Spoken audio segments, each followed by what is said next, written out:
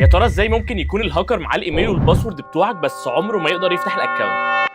وده بيحصل بسبب حاجه واحده بس، وهي ال2FA او ال2 فاكتور اوثنتيكيشن، واللي لازم قبل ما الفيديو يخلص تكون مفعلها علشان دي حاجه مهمه جدا وما ينفعش تسيبها. واللي مش فاهم يعني ايه 2FA او حتى المصادقه الثنائيه، خليني افهمك بسرعه. هي ببساطه انك لما تيجي تحط الايميل والباسورد بتوعك الاكونت مش بيفتح غير بخطوه كمان اضافيه، الا وهي ببساطه انه بيتبعت لك OTP او وان تايم باسورد سواء على SMS او حتى على الايميل بتاعك، وده بيكون باسورد المره واحده صالح بس لمده دقائق معينه. ولو بيستخدم حاجه زي جوجل اوثنتيكيتور فالكود ده بيبقى شغال لاقل من دقيقه، وده علشان الهاكر يوصل له بيكون معاه حل من الاثنين: يا اما يكون هو اصلا مخترق موبايلك بالكامل ومعاه فول اكسس على الهوم سكرين بالكامل، ان هو حرفيا تلاقيه بيشرب شاي عندك في الاكونت، او ان هو معاه الموبايل شخصيا، يعني هو سارق الموبايل نفسه اصلا باللي فيه. غير كده الهاكر عمره ما يقدر ياخد الباسورد ده، الا طبعا لو حضرتك اديته له، سواء حد كلمك قال لك والله انا بعت لك كود بالغلط عايزك توصله لي والكلام ده كله، واكيد انت فاهم يعني وعارف الدنيا بتمشي ازاي. وبس كده، لو الفيديو عجبك ما تنساش تعمل لايك وفولو. شكرا، اشوفكم في فيديو جديد. سلام عليكم.